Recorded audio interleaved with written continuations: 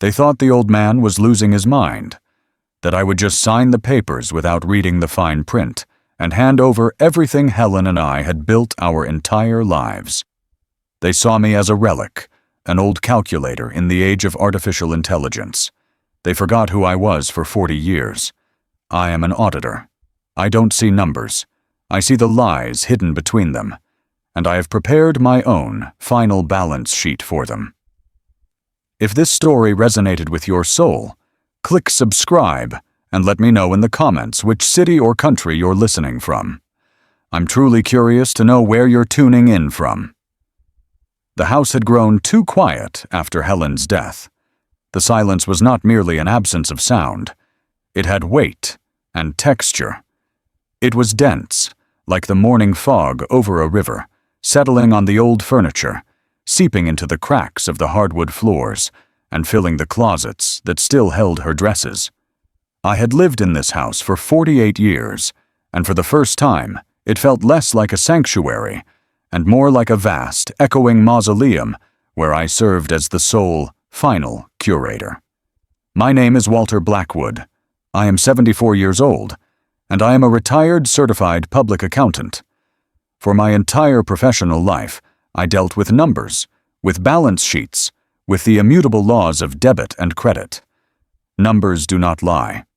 They form neat, logical systems where every unit has its place, and the final sum always reflects the truth.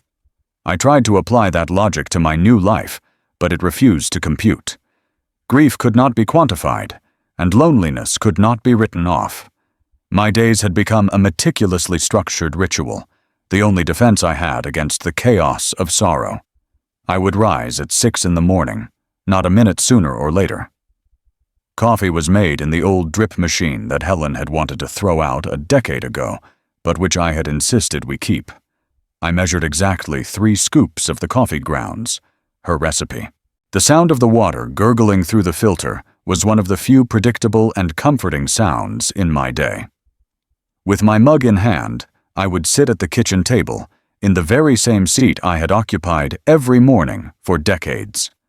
The maple tabletop was worn smooth beneath my elbows, the wood in that spot darker and glossier than the rest. It was a physical record of time, of a life lived together. I would stare out the window at the backyard, at the bird feeder Helen had asked me to hang. I continued to fill it with seeds every week, though the joy of watching the bustling finches and sparrows had faded. I did it because it was part of the established order of things. Everything in the house remained in its place, just as her hand had last arranged it.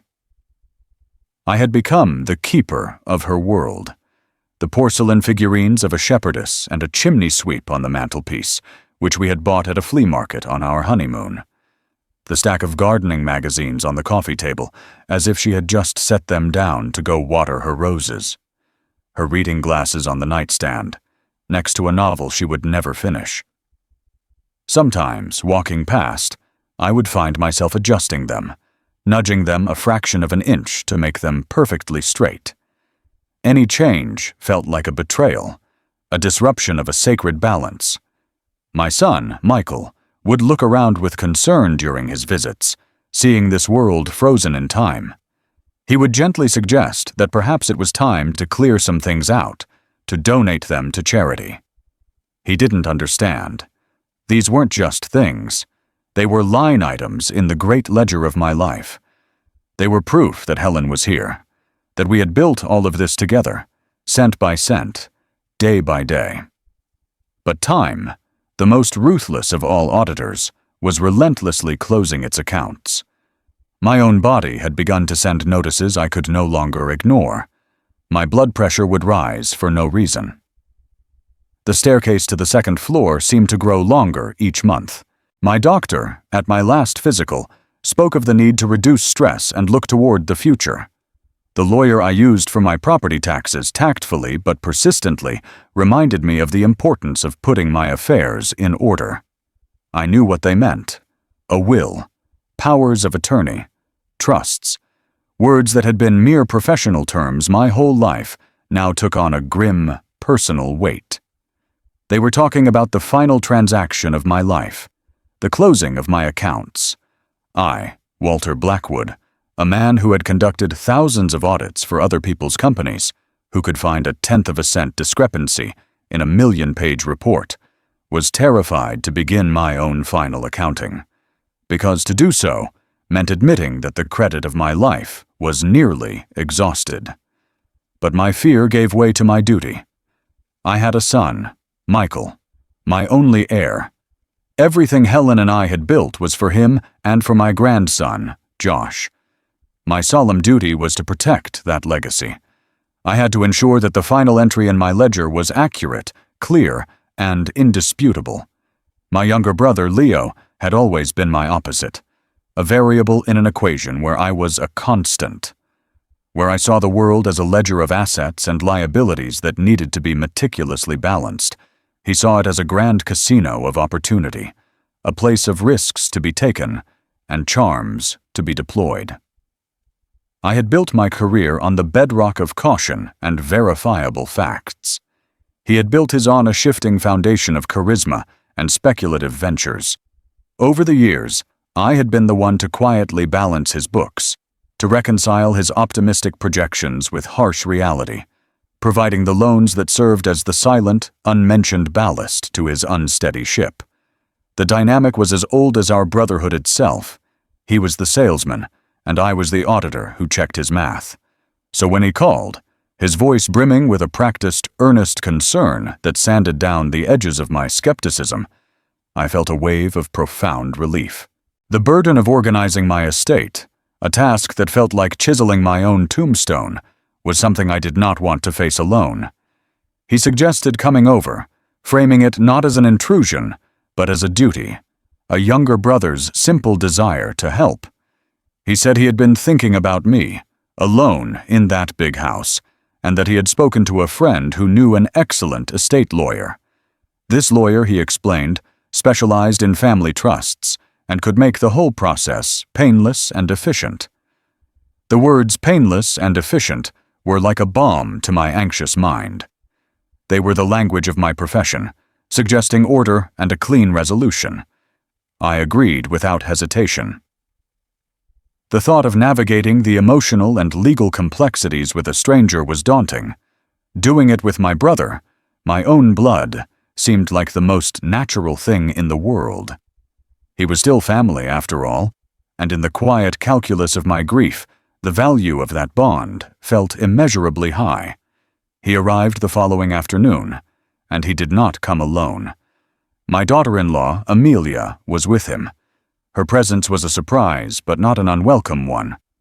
She carried a warm apple pie, its cinnamon scent filling the sterile quiet of my kitchen and momentarily masking the smell of dust and disuse.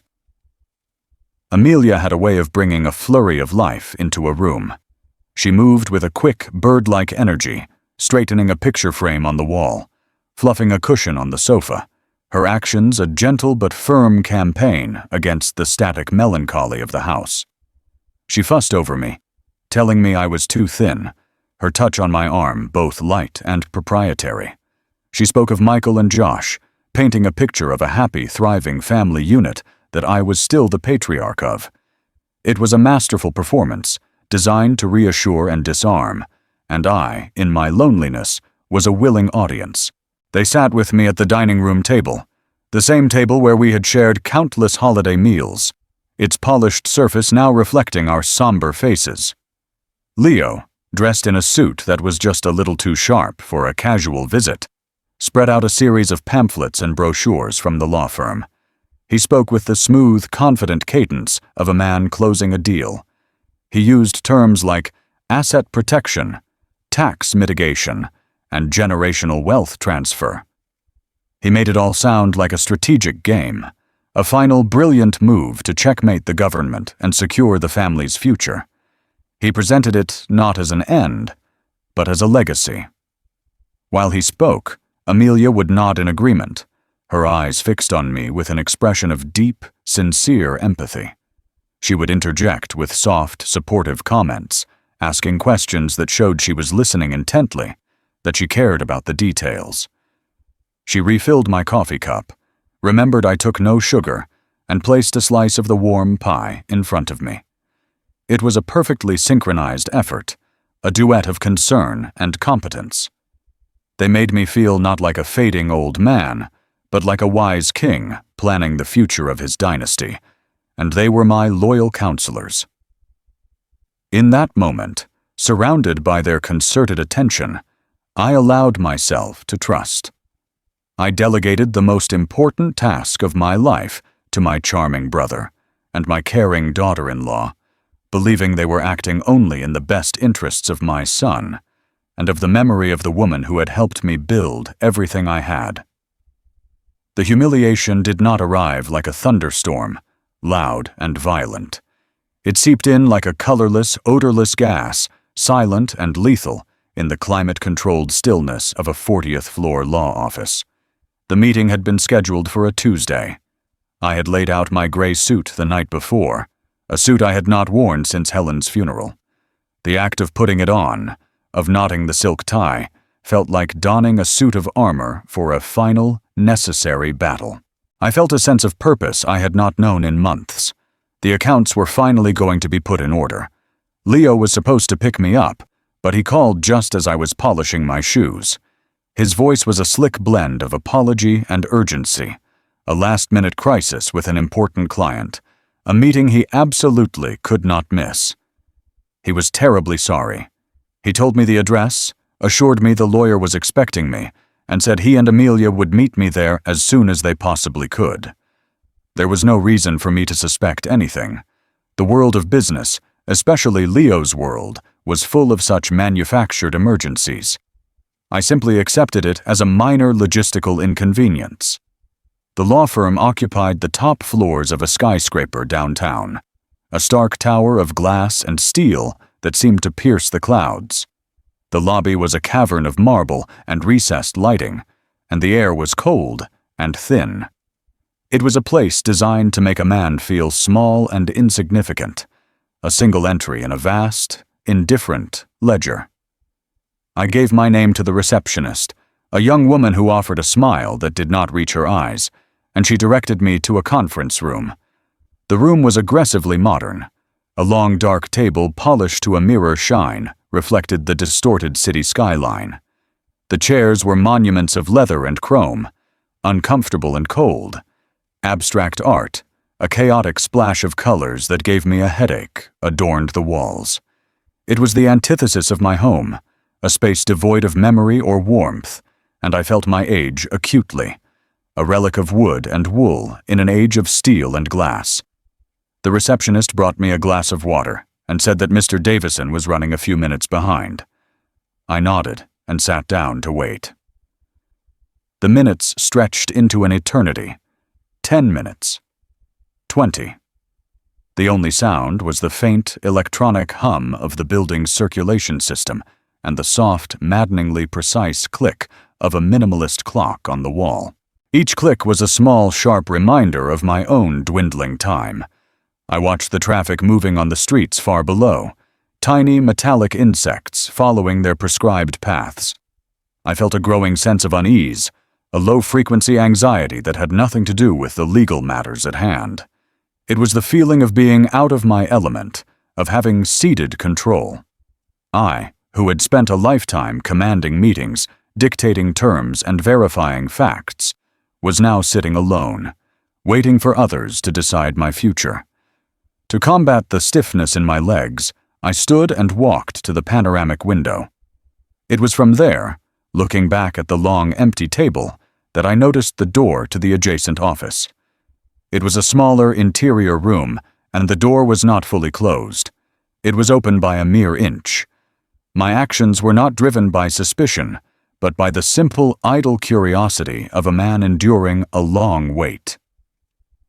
I drifted towards the door, my soft-soled shoes making no sound on the plush carpet. I peered through the narrow opening. The office was empty, a desk cluttered with neat stacks of files. It was an accountant's instinct, an involuntary professional reflex that drew my eye to the labels. One file, sitting squarely in the center of the desk as if awaiting review, bore a familiar name, typed in bold, black letters: Blackwood. For a heartbeat, I felt a sense of relief. assuming it was the file for my own case, ready for the meeting. But as my eyes adjusted, I saw that the file was open, and on the top sheet of paper, a document printed with the letterhead of that very firm, I saw 2 names. They were centered, joined by a single, elegant, and devastating symbol, an ampersand.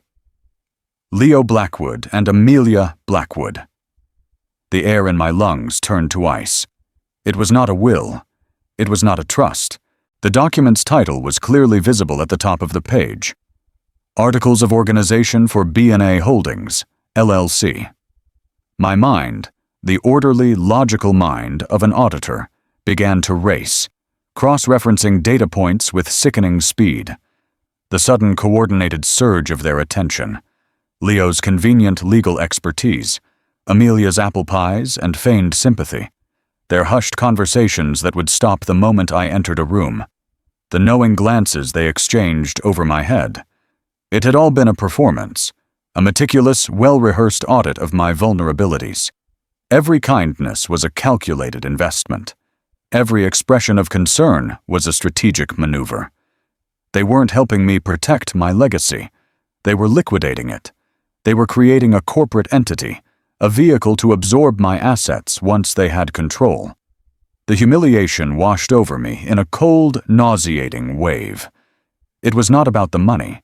It was the chilling realization that to them, I was no longer a person.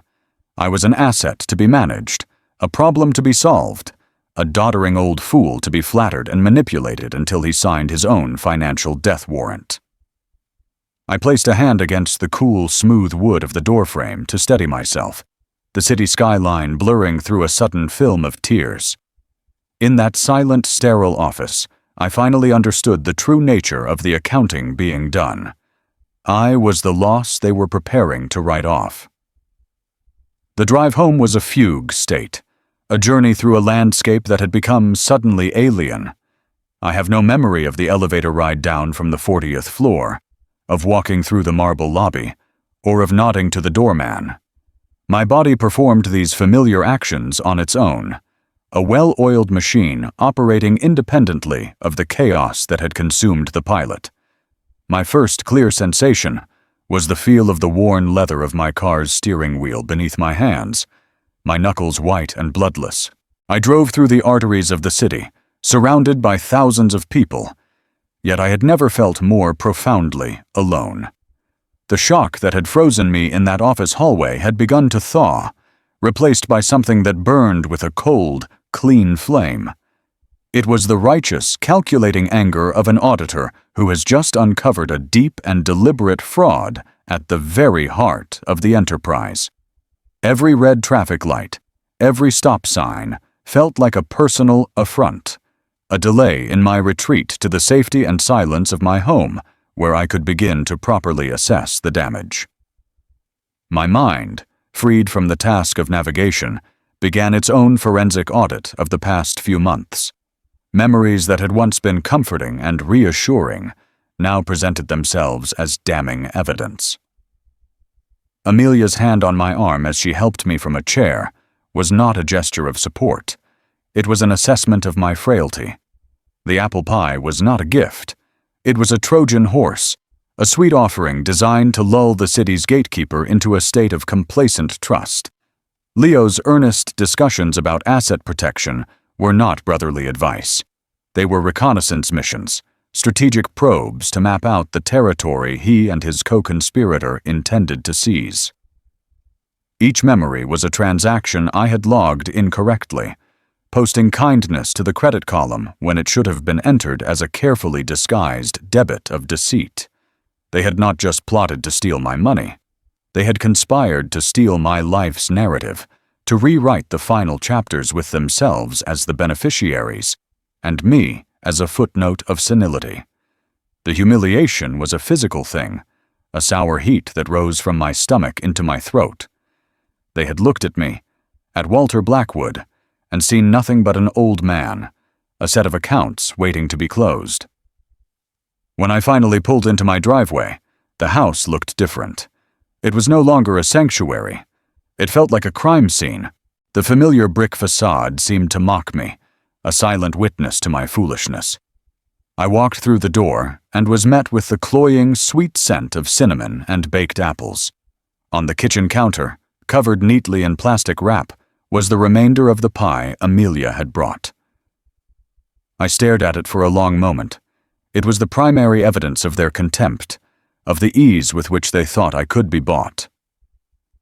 With a slow, deliberate movement, I picked up the plate, walked to the trash can, and scraped the contents into the bin. I then rinsed the plate, washed it, and placed it carefully in the drying rack. It was a small, quiet act of rebellion, but it was a start. It was the first reversal of a fraudulent entry. I did not turn on any lights. I walked through the deepening afternoon shadows and sat down in Helen's armchair in the living room. The house grew dark around me, the familiar shapes of the furniture dissolving into monolithic silhouettes. I did not move. The shock had now fully receded, and the cold anger had solidified into something much more powerful: resolve.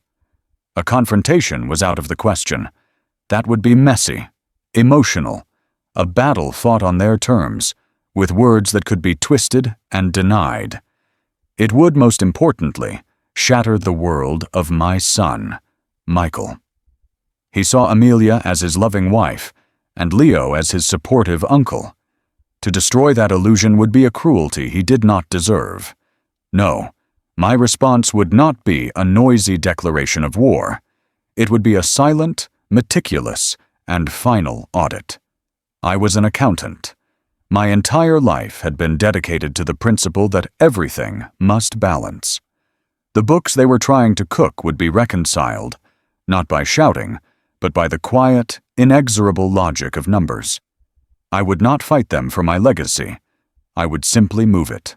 I would create new accounts they did not know existed, transfer assets through channels they could not trace, and build a new, stronger vault around everything Helen and I had worked for.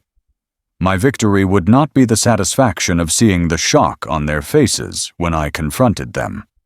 It would be the quiet knowledge, months or years from now, when they finally moved to cash their ill-gotten check, that they would find the account had already been closed, the funds dispersed, the balance a perfect, impenetrable zero. Just then, my phone buzzed on the end table, its screen a sudden sharp rectangle of light in the gloom. It was a message from Leo. His name glowed with a new, sinister luminescence. The message was a masterpiece of feigned concern, asking if the lawyer had explained things clearly, apologizing again, and suggesting we all get together the next day to go over the plan. I picked up the phone, my hand steady. My thumbs, which often fumbled with the tiny screen, moved with a newfound precision. I typed a simple, short reply. "No problem. We can reschedule." I pressed send. The war had begun, and they had no idea they were already the enemy. The sun rose at its designated time the next morning, casting long, familiar shadows across the living room floor. Nothing in the world had changed, and yet everything was different. As I went through the motions of my morning ritual, making the coffee with the same precise 3 scoops of grounds, the actions felt imbued with a new purpose. Yesterday, this routine had been an act of remembrance, a way to cling to the fading ghost of my life with Helen. Today, it was the preparation of a soldier, a quiet fueling of the body and mind for the long campaign ahead. The house was no longer a mausoleum of memories I was tasked to curate. It was my headquarters, and I was no longer its passive, grieving keeper. I was its commander, and it was time to plan the defense. After I finished my coffee, I did not go to the living room or the workshop. Instead, I walked to the door that led to the basement. I descended the old wooden stairs, each step groaning under my weight, the air growing cooler and smelling of damp earth, concrete, and decades of stored history. This was the foundation of the house, its literal and figurative core. In the far corner of the unfinished room, behind a stack of old paint cans and a canvas drop cloth, yellowed with age, sat my old metal safe. It was a heavy olive-green behemoth from a bygone era, a relic of a time when security was measured in inches of solid steel, not in lines of code. I had not opened it in over a decade. It held nothing of monetary value that the banks did not already hold for me. It held something far more important, the tools of my trade, the very instruments of my former life. I knelt, the cold concrete biting into my old knees, and began to work the combination dial. My fingers, though stiff with age, remembered the sequence as if it were a prayer. 2 turns to the right, stopping on 42.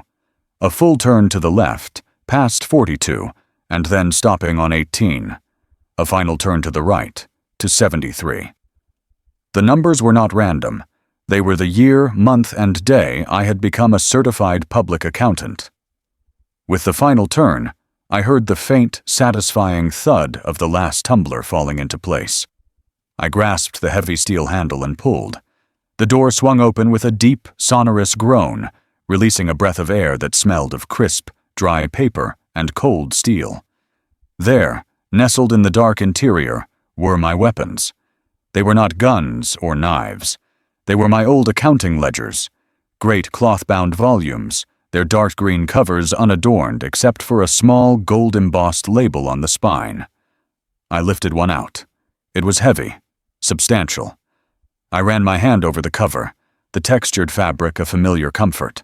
These books contained the true and accurate history of my life, a narrative told not in fickle words, but in the immutable language of numbers. Beside the ledgers lay my old Parker fountain pen, resting in its velvet-lined box. It was a gift from Helen on the day I opened my own practice. Its black resin body was cool and smooth to the touch, the gold nib gleaming dully in the dim light of the single bare bulb overhead. This pen had signed the documents that bought this house, that funded Michael's education, that built the foundation of our entire world. It was an instrument of creation and order. I took the ledgers, the pen, and a small glass bottle of black ink, its contents still dark and fluid. I carried these treasures upstairs as if they were sacred artifacts. I did not take them to my small, dusty office, but to the kitchen table. The same table where Amelia had presented her pie, the epicenter of their deception, would now become my war room. I cleared its surface and laid out my tools. I opened one of the great ledgers to its first, clean, empty page. The paper was thick, creamy, with pale blue lines so faint they were barely visible. It was a pristine field waiting for the truth to be sown. I uncapped my pen and, with a steady hand, filled its reservoir with ink from the bottle. The simple mechanical process, a quiet ceremony of preparation. Then, at the top of the page, I wrote a title in my neat, practiced script, a handwriting honed by decades of filling out financial statements. The W&H Blackwood Legacy Fund, I wrote. Statement of assets as of this date. The first stroke of the pen on the page was a declaration. I was no longer a grieving widower, a passive old man. I was Walter Blackwood, CPA. The audit had begun. I started with the most significant asset, the house. I wrote the address, the date of purchase, the original cost. But as I wrote, the numbers dissolved into memory. I saw Helen's face, luminous with joy, the day we signed the mortgage. I felt the phantom ache in my back from the weekend we laid the brick patio ourselves. This house was not just a market value. It was 48 years of laughter, tears, and life. Next, the savings accounts. I listed each one, the numbers representing not just dollars and cents, but decades of disciplined saving, of small sacrifices made for a larger goal. That family vacation we skipped, the new car I drove for 15 years. Every digit was a testament to our partnership and our shared vision for Michael's future. I worked slowly, meticulously, for hours.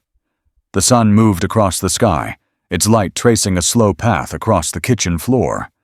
The only sound in the house was the rhythmic, gentle scratch of a gold nib on thick paper. a sound of order being restored, of a story being reclaimed, of a final, true accounting, just beginning. My silent action began on a Monday morning.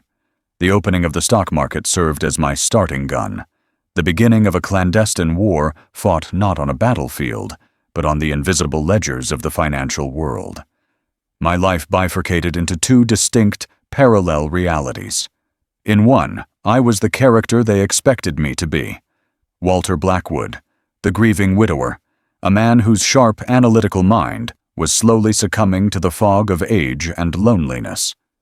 In the other, I was the man I had always been, the forensic accountant, the meticulous auditor, operating with cold clarity from the headquarters of my quiet kitchen.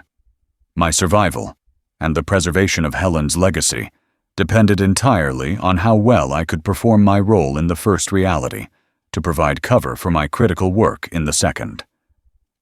The first test of my performance came that following Sunday.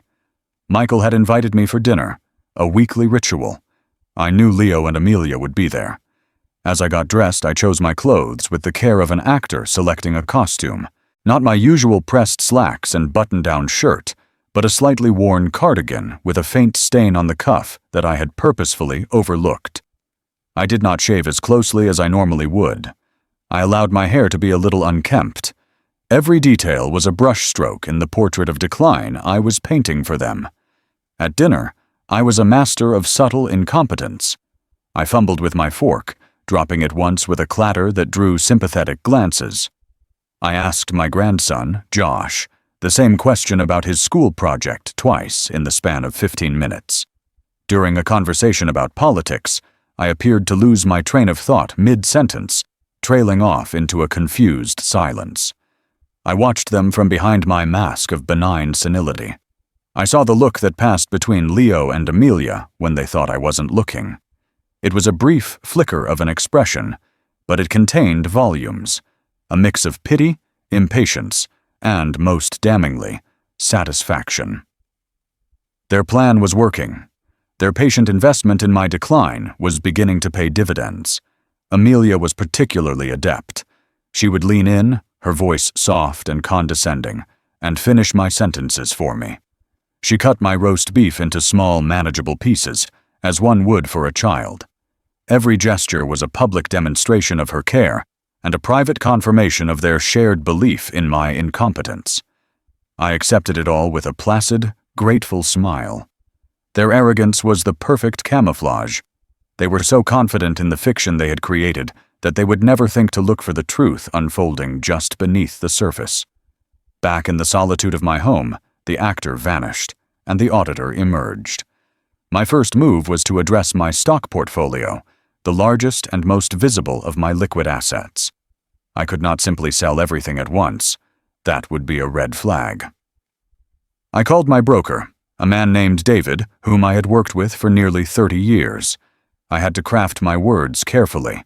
I spoke slowly, allowing a slight waver to enter my voice. I told him the market was making me nervous, that at my age, I was more concerned with capital preservation than with growth. I spoke of a desire to simplify things, to move the funds into something less volatile, perhaps a series of treasury bonds, or a simple annuity. David, who had always known me as a sharp and decisive investor, was understandably surprised, but he attributed the change to my age and my recent bereavement. We spoke for 20 minutes, and I played my part perfectly. By the end of the call, I had initiated the sale of a significant block of shares in a way that seemed cautious and conservative, the logical move of a man winding down his affairs. The next step was to create a new, invisible destination for those funds. I did not use my desktop computer, which was old, and which Leo had helped me fix several times, a fact that now made my skin crawl. Instead, I used a new, cheap laptop I had bought for cash at a big-box store 40 miles away. From my kitchen table, I researched small, highly rated credit unions in states where I had no connections: Oregon, Colorado, Vermont. I chose one, a modest but financially sound institution in rural Oregon. The process of opening the account online was anonymous, impersonal. I was just a name and a social security number, a ghost in their machine. I filled out the forms with meticulous care, creating a new, secret financial silo, a vault that existed completely off the map of my life that Leo and Amelia thought they knew so well. When the funds from the stock sale cleared, they were wired not to my local bank, but to this new, untraceable account. The first brick in my new fortress had been laid. I then began the painstaking process of consolidation. I unearthed old passbook savings accounts Helen and I had opened decades ago, dormant accounts with small but not insignificant balances. One by one, I visited obscure branches of different banks, places where no one would know my face, and closed them, collecting the funds in cashier's checks, which I then deposited into my new fortress. Every closed account was a bridge being destroyed, a trail being erased. I was a sapper, moving silently through my own financial landscape, carefully, methodically, diffusing the bomb they had placed under my life's work. One evening, deep in the meticulous process of my silent war, I hit a snag. I was trying to locate the original paperwork for a small portfolio of municipal bonds Helen and I had purchased more than 20 years ago. I knew the documents were in the house, but my search through the primary file cabinets had yielded nothing. My last resort was the old mahogany desk in my study, a room that had become more of a storage space than a place of work since my retirement. The desk was Helen's territory. While I managed the primary finances, she was the keeper of warranties, manuals, and the miscellany of a long life lived together. The air in the room was still, thick with the scent of old paper, and her faint, lingering scent of lavender. As I began to sort through the deep, cluttered drawers, I felt like an archaeologist excavating the ruins of a lost civilization. Each file I opened was a portal to the past. I found the faded, handwritten receipt for the sofa we were sitting on when Michael took his first steps. I discovered a bundle of letters tied with a ribbon, letters I had written to her from a conference in Chicago 30 years ago. I found a child's drawing of our family, with a smiling son in the corner, signed in Josh's clumsy crayon scrawl from his kindergarten days. With each item, the cold analytical focus of the auditor softened, and the deep, aching grief of the widower resurfaced. I was not just searching for a document. I was sifting through the tangible evidence of our shared existence, and the weight of what I was fighting for settled on me with a renewed gravity. This wasn't about punishing Leo and Amelia's greed. It was about protecting this, all of this. In the bottom drawer, tucked beneath a stack of old appliance manuals, my fingers brushed against a small, leather-bound book. It was not the bond certificate I was looking for. The cover was soft and worn, the leather supple from years of use. I knew what it was immediately. It was Helen's gardening journal. She had kept it for the last decade of her life, meticulously documenting the triumphs and failures of her beloved garden. I lifted it out and sat down in the dusty armchair by the window, the journal feeling warm in my hands. I had not opened it since she passed. The thought had been too painful, but now it felt necessary. I opened it to a random page. Her handwriting, a graceful, looping cursive, filled the page with notes on the pH balance of the soil for her hydrangeas. Her words were like her, precise, patient, and full of a quiet, nurturing wisdom. I spent the next hour lost in her world. I read of her yearly battle with the Japanese beetles on her roses, of her pride in a bumper crop of summer tomatoes, of her plans for a stone pathway she wanted me to help her build. I could almost hear her voice in the prose, feel her gentle presence in the room. This was the woman they were trying to erase, the partner whose life's work they sought to claim as their own. My anger, which had been a cold, motivating force, began to feel insufficient, too brittle for the task at hand. Then I turned to one of the last entries. It was dated in late autumn, not long before she fell ill. The entry was not about a new planting, but about an old one. It was about the gnarled apple tree in our backyard. "The old tree is weakening," she wrote. "The last storm took another one of its branches. It doesn't produce as much as it used to, and Michael suggested we should probably take it down next year." I felt a familiar pang of sorrow, remembering that conversation. But the next lines changed everything. "He doesn't understand," she continued. "The new dwarf trees give more apples, but the fruit from this old one is the sweetest. It has the best flavor. It has earned its place in the sun. I told Walter we need to support the main branch this winter. We must not let it fall." I closed the journal, my fingers pressing into the soft leather cover. A profound, piercing clarity washed over me, so powerful it felt like a physical shock. Her words were not just about a tree. They were a message, a final directive sent across the silent gulf of time. I was the old tree, gnarled, weakened by the storms of grief and age, no longer as productive as I once was. To others, like Michael, and certainly to Leo and Amelia, I was a thing whose time had passed, a candidate for removal to make way for something new. But Helen, my Helen, had seen the value in the old tree. She knew that the fruit it bore, the legacy, the security, the accumulated sweetness of a lifetime, was of a quality that could not be replicated. Her final instruction, the last task she ever recorded, was to support the old tree, to not let it fall. In that quiet, dusty room, my mission was transformed. The cold, brittle anger of a wronged man dissolved, and in its place, something far stronger began to form. It was a resolve as deep and patient as the roots of the tree itself. This was no longer about revenge. Revenge was a barren act, an accountant's angry red line through a fraudulent entry. This was about preservation. It was about nurturing. It was an act of love. I was no longer fighting against them. I was fighting for her memory, for her values, for her final, written wish. I stood up, placed the journal carefully back in the drawer, and closed it. The search for the bond certificate no longer seemed important. I had found what I was truly looking for, a purpose as solid and unshakable as the granite bedrock beneath our home. Armed with the quiet mandate from Helen's journal, my mission had evolved. I was no longer just a man trying to protect his assets. I was the sworn guardian of a legacy, a living trust of memory and love. This new clarity sharpened my focus. My silent war required more than just clandestine financial maneuvers. It required intelligence.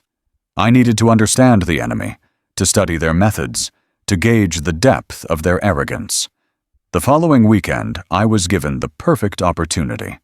Michael's home, the stage for our weekly family dinners, became my observation post. I was no longer a passive guest, but an anthropologist in the field, observing the tribe, documenting their rituals, and waiting for them to reveal the tells that would betray their true natures.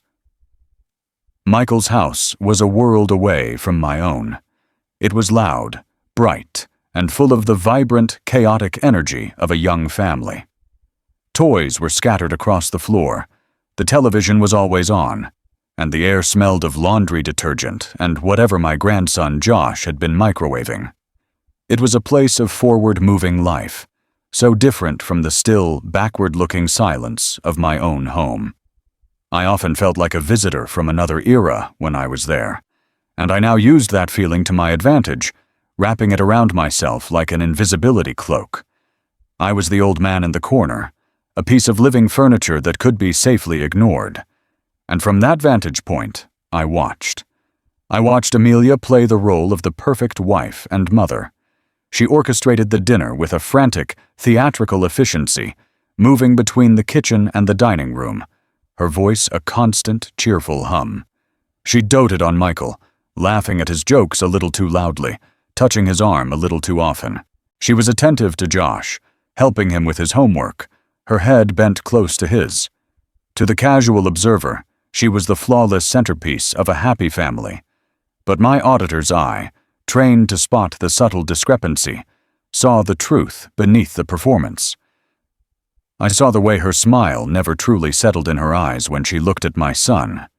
It was a mask she wore, well-rehearsed and convincing, but a mask nonetheless. And I saw, with chilling clarity, where the genuine smiles were directed. Leo arrived, as always, with a bottle of expensive wine and a booming laugh that filled the house. He was the jovial uncle, the supportive brother.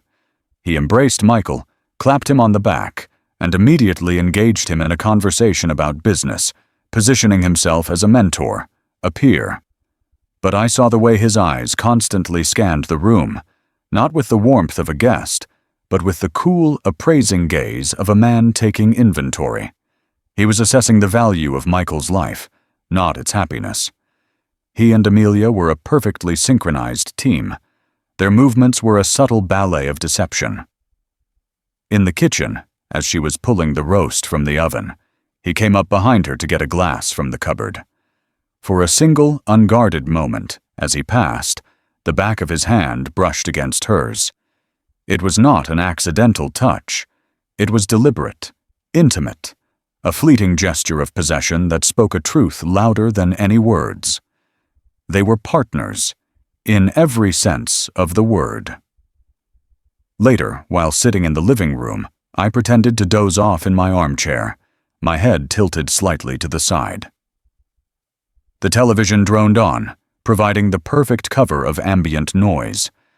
Through the screen of the sliding glass door, I could see them on the patio, standing by the grill.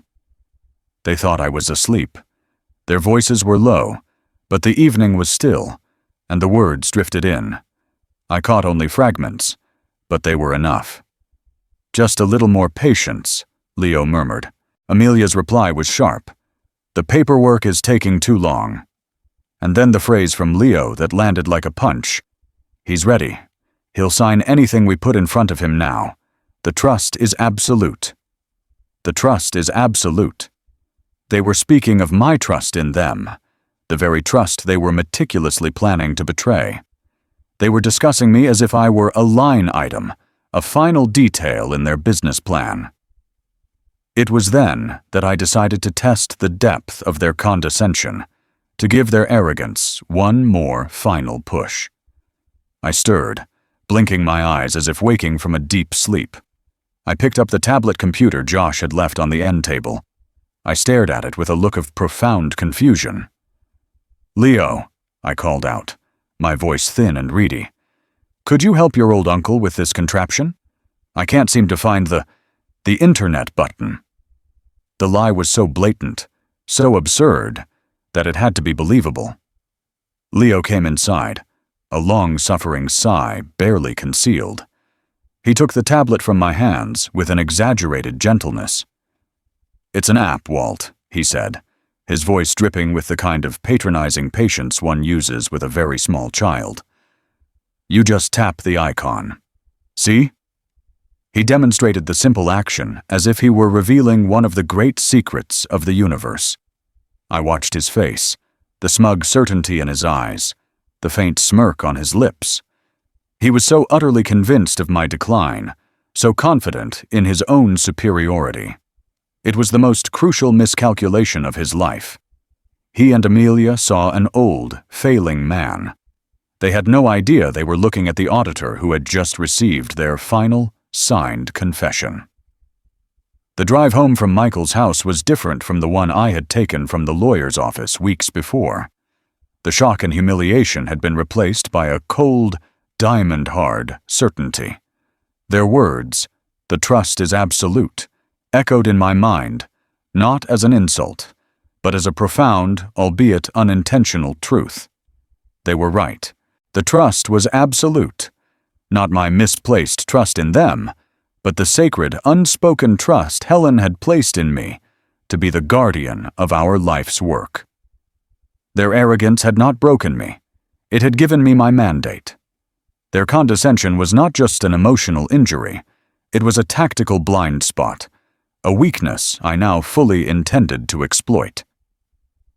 That night, I did not sit in the dark. I returned to my headquarters at the kitchen table, switched on the lamp, and transitioned my operation from defense to offense. The initial phase of securing my assets had been about retreat and concealment. Now, it was time to design and build the fortress. My work for the next several days was a deep dive into the world I knew best, a world of research, structure, and binding rules. My new untraceable laptop became my gateway to archives of legal and financial knowledge. I, who had spent a lifetime advising clients on the fiscal soundness of their plans, now became my own, final client. My kitchen table was covered in printouts, my own handwritten notes, and thick, dusty financial planning books I retrieved from my study. I analyzed my options with the dispassionate scrutiny of an auditor examining a prospectus. A simple will was too easily contested. They could produce witnesses, doctors, to testify to my supposed mental decline, painting a picture of an old man manipulated by some outside influence. A simple transfer of assets to Michael was equally flawed, a fact that settled in my heart with the weight of a stone. This was the most painful calculation I had to make. The weak point in my fortress, the single vulnerability that could lead to its collapse, was my own son. Not through malice, but through love. Michael was a good man, with a good heart. He loved his wife. He trusted his uncle. I knew, with the certainty of a father, that after I was gone, they would work on him. They would use his grief as a lever, plying him with emotional appeals, with convoluted legal arguments, with 1,000 daily pressures until he yielded. Giving him direct control of the legacy would be like handing the combination of the safe to the very people trying to crack it. His goodness was a liability I could not afford. The pain of this realization was sharp, but my resolve, forged in the memory of Helen's garden journal, did not waver. I had to protect Michael from them, and tragically, I had to protect the legacy from Michael's own trusting nature. It was in the early hours of a sleepless night, scrolling through dense articles on estate law, that I found my weapon. It was a legal instrument of profound power and permanence, the irrevocable trust. The word itself, irrevocable, was a fortress. Unlike a standard revocable trust, which could be altered or dissolved by its creator, an irrevocable trust was a separate, sovereign entity. Once created, once the assets were transferred into it, it could not be undone. Not by me, not by a court, not by anyone. It was a final, permanent act. It was the legal equivalent of pouring a concrete bridge foundation. Once it cured, it was part of the landscape forever. This was the structure I needed, a fortress that would stand long after I was gone, impervious to the emotional storms they would surely unleash. The genius of the plan, the masterstroke that would ensure their complete and utter defeat, came to me as I stared at a photograph of Josh on my mantelpiece. The trust would not be for Michael. It would be for my grandson. I began to sketch out the architecture of it on a fresh page in my ledger. The beneficiary would be Joshua Blackwood. The assets, all of them, the house, the contents of the secret Oregon bank account, the bonds, everything, would be placed within this impregnable trust. A corporate trustee, a neutral professional third party, like a bank's trust department, would be appointed to manage the capital. They would have a fiduciary duty to grow the assets and protect them on Josh's behalf. Michael would be named a co-trustee, but his role would be carefully and explicitly defined. He would be the guardian of Josh's welfare, empowered to draw funds for his education, his health care, and his well-being. He would also be granted a generous annual stipend for his own life, ensuring he and his family would always be comfortable, free from financial worry. But, and this was the master key to the entire structure, he would have absolutely no power to touch, transfer, or withdraw from the principal capital. The core of the legacy would be forever beyond his, and therefore Amelia's, reach. The trust would be mandated to release the full capital to Josh only when he reached a mature age, perhaps 35, an age when he would have the wisdom to manage it himself. As I wrote down the final details, A grim, quiet satisfaction settled over me. In the grand, fraudulent prospectus Leo and Amelia had designed for their future, they were the primary shareholders. In the new, legally binding reality I was creating, they did not even exist. Their names would not appear anywhere in the document. There was no need to explicitly exclude them. They would be rendered, with the stroke of my pen, completely and utterly irrelevant. Their meticulous planning, their manipulative performances, their entire conspiracy, all of it would be nullified by a structure they would never see coming. I looked at the finished outline, the blueprint for my victory. It was the most elegant, most perfectly balanced, and most important entry I had ever made. The books were about to be reconciled. All I needed now was an honest lawyer to certify the audit. The blueprint for my fortress was complete. A perfect, elegant design laid out in my own precise script within the pages of my ledger. But I was an accountant, a strategist. I was not a lawyer. I had designed the structure, but I could not build it myself. To turn my plan into an unbreakable legal reality, I needed an architect, an engineer who could translate my numbers and intentions into the dense, binding language of the law. This was the most dangerous step in my entire campaign. After the profound betrayal I had suffered, the very idea of placing my trust in another human being, especially a lawyer, felt like picking up a snake. But I had no choice. My silent, solitary war required an ally. The search itself had to be a covert operation. Using Leo's recommended lawyer, or anyone from that same world of slick downtown firms, was unthinkable. They were a club, a network of mutual interests, and I could not risk word of my activities getting back to my brother. My search began not in the phone book, but in the anonymous, sterile environment of a public library several towns over from my own. I sat at a public computer terminal, the institutional gray plastic cool beneath my hands, and began my research. I was not looking for prestige or a corner office with a panoramic view. I was looking for the opposite. I searched for small, independent practices in the working-class towns that ringed the city, places built of brick and grit, far from the influence of corporate law. I was searching for a fighter, not a figurehead. After days of careful vetting, reading through obscure websites and client reviews, one name stood out: Elizabeth Reed. Her practice was located in a small river town called New Hope, some 50 miles away. Her website was simple, professional, devoid of the usual self-aggrandizing photos and empty slogans. Instead, it featured a short, direct mission statement about protecting family legacies and providing tenacious advocacy for individuals against powerful interests. The word tenacious resonated with me. I found a handful of anonymous reviews online that described her as a bulldog, incredibly sharp and unflappable. She was exactly what I needed. The first contact was the highest hurdle. I could not call from my home phone. I assumed nothing was truly private anymore. I found a payphone, a rust-streaked relic from a forgotten age, at an old gas station on a lonely stretch of highway. As I stood there, feeding quarters into the slot, the receiver cold and heavy against my ear, I felt like a spy in a cheap novel.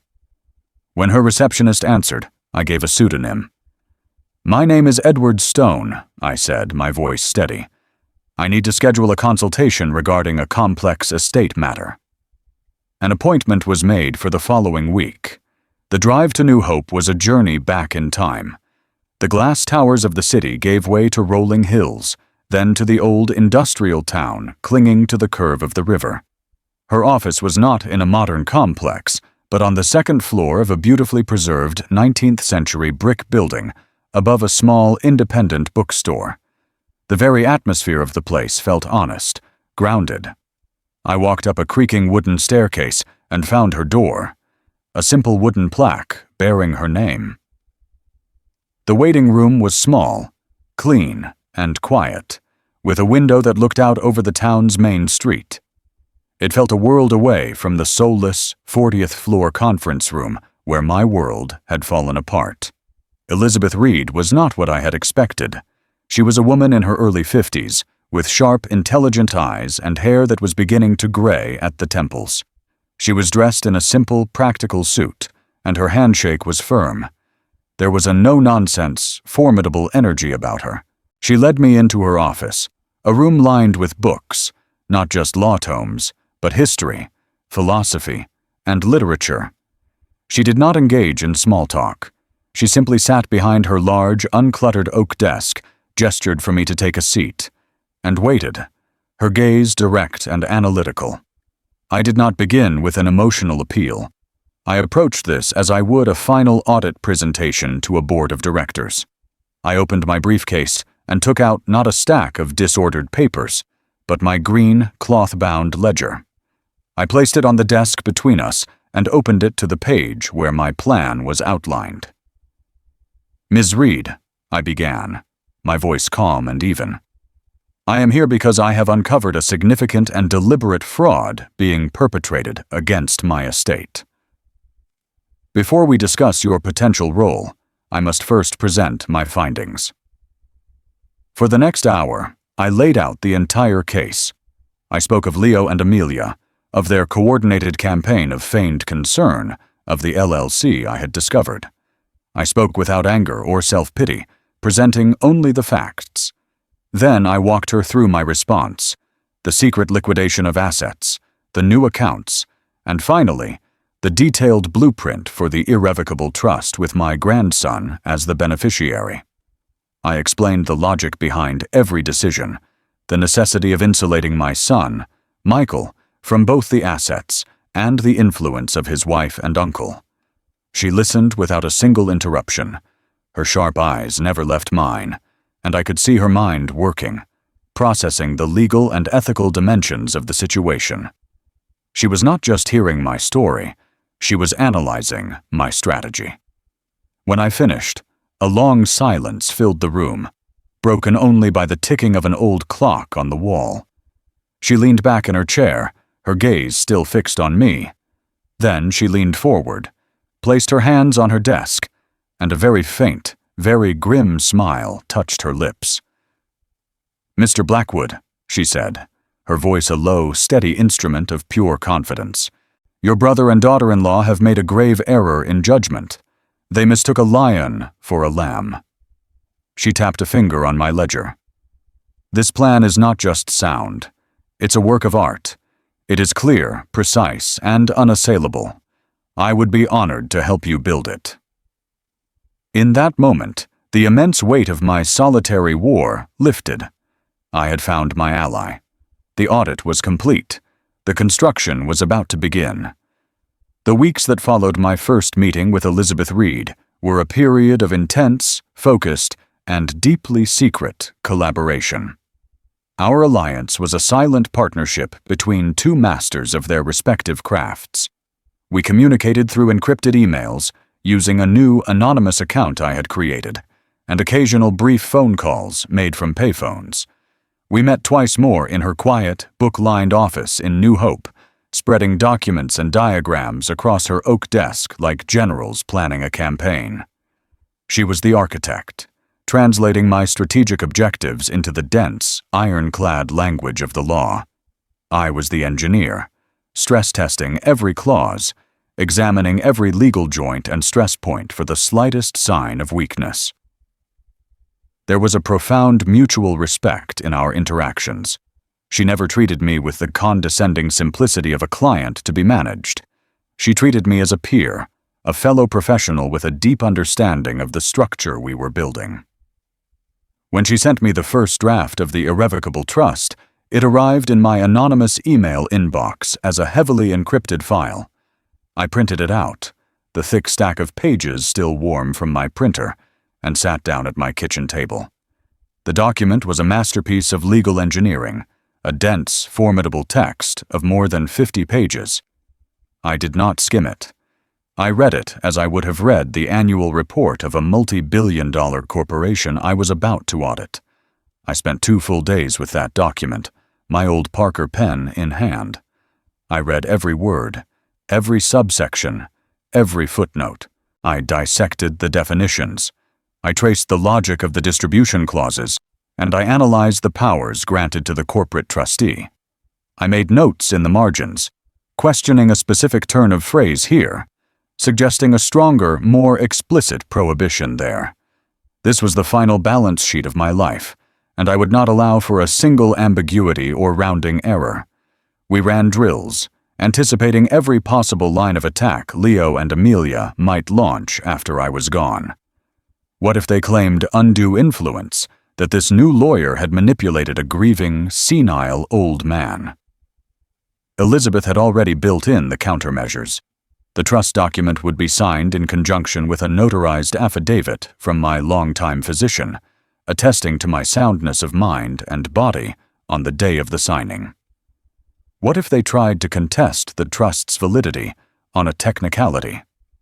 The document was a labyrinth of legal fortifications, with clauses that disinherited any party who challenged its terms, and fail-safes that ensured its core purpose would survive any legal assault.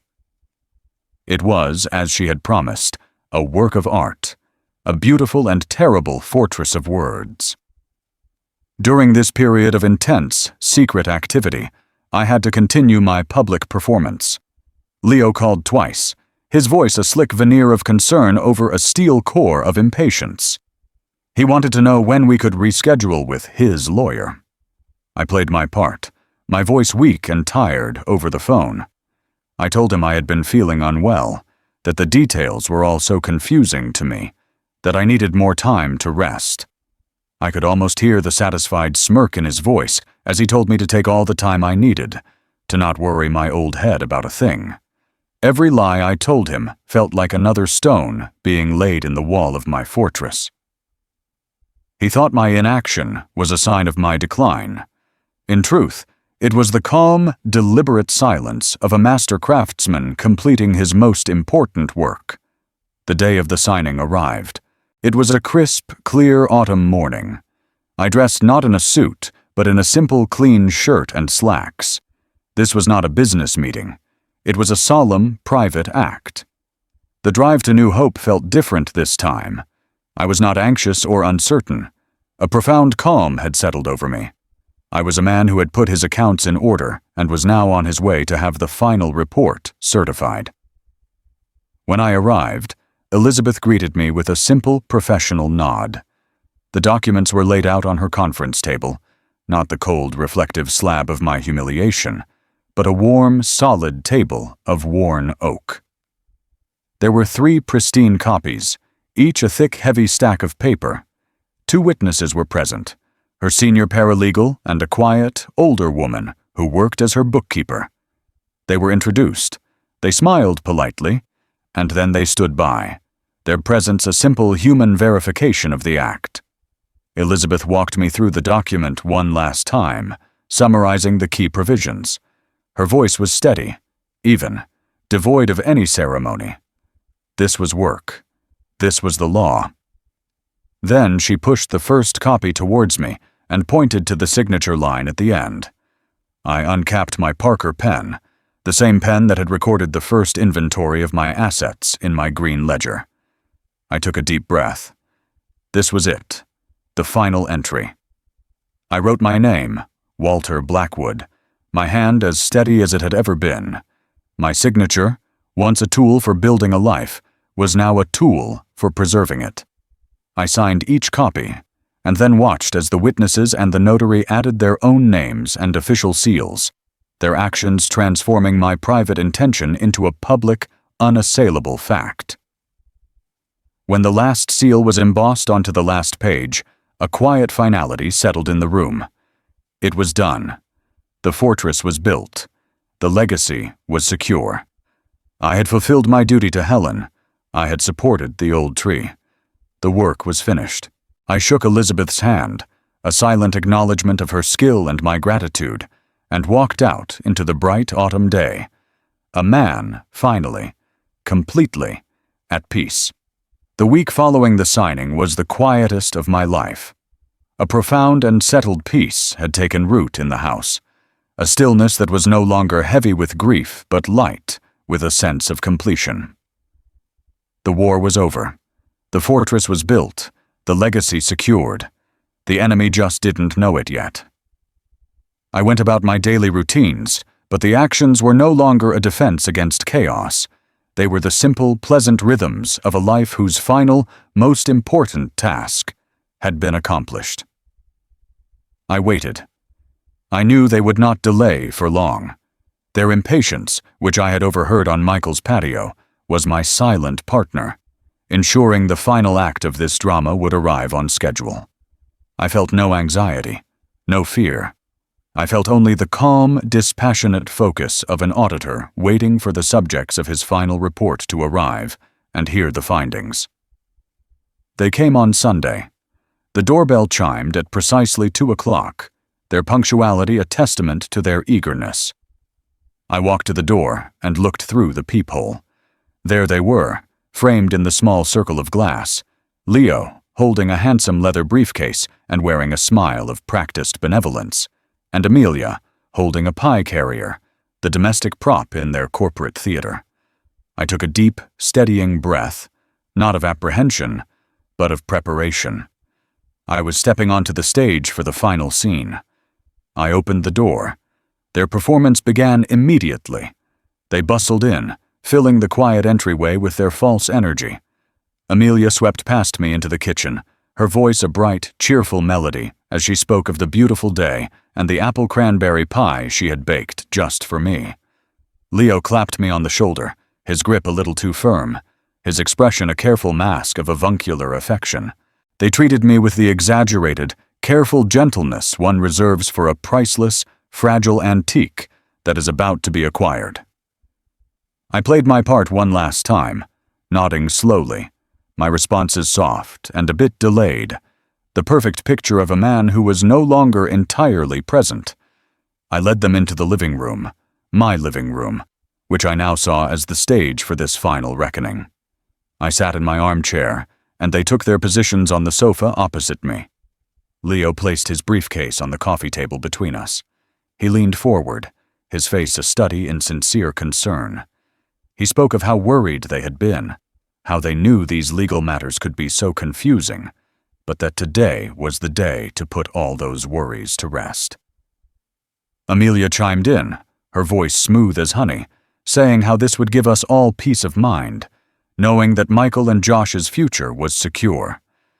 They spoke of my son, using his name as a key to unlock my trust, unaware that I had already changed all the locks. The dramatic irony was so thick I could have cut it with a knife. I simply listened, my face a placid, unreadable mask, and let them continue. I allowed them to build their entire, elaborate fiction in the air between us before I brought it all crashing down. Finally, the moment came. "Well, Walt," Leo said, his voice taking on a tone of gentle finality. "Let's get this sorted, shall we?" He snapped open the locks on his briefcase with a sound that seemed to echo in the silent room. He withdrew a thick document, bound in a handsome dark blue cover, the name of his prestigious law firm embossed in gold on the front. He laid it on the table with a quiet, proprietary thud. "This is it," he said, patting the cover. "Our lawyer did a fantastic job. This trust protects everything from Michael, with Amelia and me as co-executors to handle the difficult parts, so he won't have to be burdened." He opened it, showing me pages of dense, impenetrable text. He slid it across the table toward me, along with a heavy, expensive-looking pen. "Just a few signatures, and it's all taken care of." I did not look at the pen. I picked up their document, the product of all their whispered conspiracies and patient manipulations. I felt the weight of it in my hands, the sheer physical mass of their betrayal.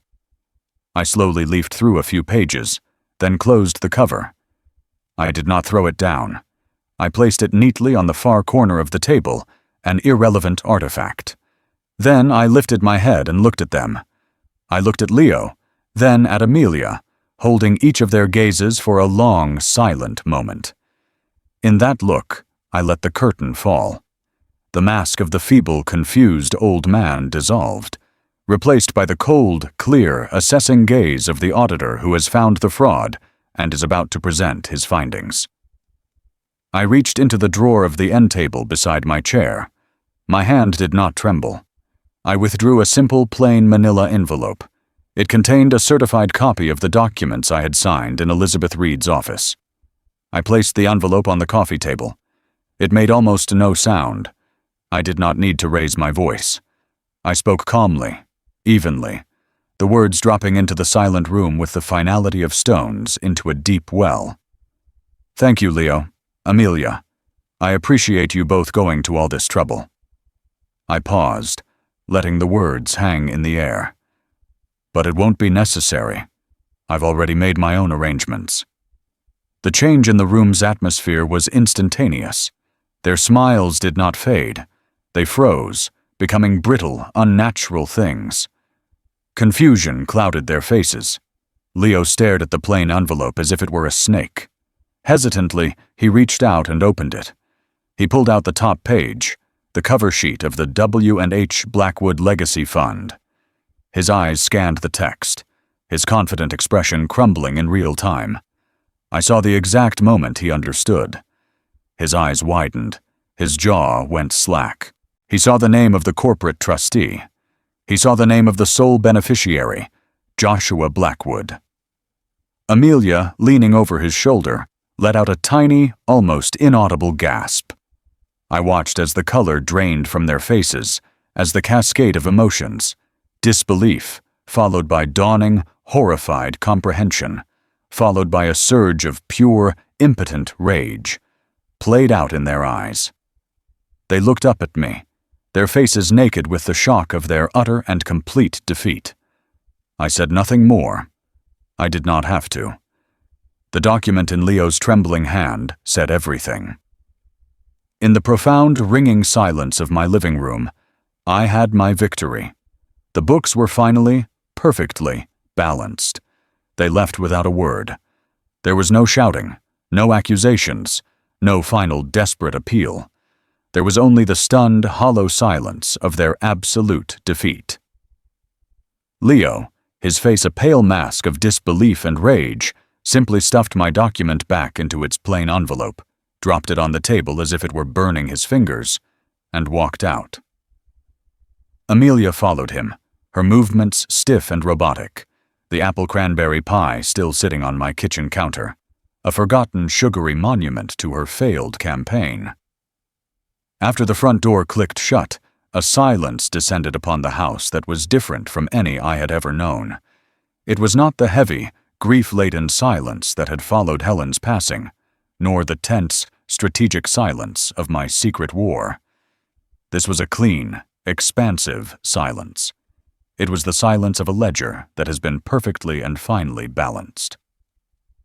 I walked to the coffee table, picked up the handsome blue-bound document from their lawyer, and without opening it, I dropped it into the wastebasket. I did the same with the expensive pen they had intended for me to use to sign away my life's work. My final audit was complete. In the weeks that followed, their presence evaporated from my life like mist in the morning sun. The phone, which had once buzzed with Leo's patronizing check-ins, remained quiet. The weekly text messages from Amelia, once filled with photos of Josh and cloying expressions of affection, ceased. Their absence was a tangible thing, a lifting of an oppressive, low-pressure system that I hadn't fully realized I was living under. The air in the house seemed lighter, cleaner. I could breathe again. The house was finally mine again, a sanctuary of memory, no longer a territory to be defended. The only remaining complication was Michael. He called me a few weeks later, his voice a familiar mix of love and confusion. He had not heard from Leo. Amelia was being distant and evasive. He wanted to know if I knew what was wrong, if I had perhaps said something to offend them. This was my final, most difficult task, to protect my son from a truth that would needlessly destroy him. I held the phone, the cold plastic pressed to my ear, and constructed the final, necessary lie of my quiet war. I told him that people sometimes grow apart, that business pressures can make men distant, that he shouldn't worry himself over it. I kept my voice calm and paternal, reassuring him that everything was fine. It was the heaviest burden I had to carry, the knowledge of the profound betrayal at the heart of his marriage, a secret I would now take to my grave. But in that moment, I knew it was also my final act of love as a father, shielding my son not from a financial threat, but from a devastating heartbreak. I carried the truth so that he could continue to live in peace. My life settled into a new rhythm, a peaceful coda to a turbulent movement. I would wake with the sun, make my coffee, and sit in Helen's armchair. But I no longer felt like a lonely curator in a museum. I felt like a man at home. I began working in the garden again, pulling the weeds from Helen's rose bushes, feeling the good, honest soil beneath my fingers. One afternoon, I found the plans for the stone pathway she had wanted to build, tucked inside her gardening journal. I spent the rest of the autumn laying that path myself, stone by stone, my old back aching, but my spirit content. It was a slow, methodical process, a final collaboration with my wife. On a cool Saturday in October, I went to watch Josh play in the last soccer game of his season. I sat on the cold aluminum bleachers, a thermos of coffee in my hands, and watched him run across the field, his face a blur of joyful exertion. I saw Michael and Amelia on the other side of the field. They did not see me. They were standing apart, a visible distance between them, and the easy warmth that had once characterized their public appearances was gone. Amelia was staring at her phone. Michael was watching his son, but his smile seemed strained. I felt a pang of sadness for him, but it was overshadowed by a deep, quiet certainty. The legacy was safe. The fruit of the old tree was protected, waiting for this young boy to grow wise enough to receive it. My victory was not in their unhappiness, but in his future. That evening, I sat in my quiet living room, the house dark except for the warm glow of a single lamp. My gaze fell upon the wedding portrait on the wall, the image of a young Walter and a vibrant Helen, their faces full of a future they could not possibly have imagined. I looked at her smiling eyes, and in the deep, peaceful silence of my home, I spoke to her without words. I told her the books were balanced, the accounts were reconciled, the final report was certified and filed away. The old tree, her old tree, was safe and supported. It would not fall. I had kept my promise.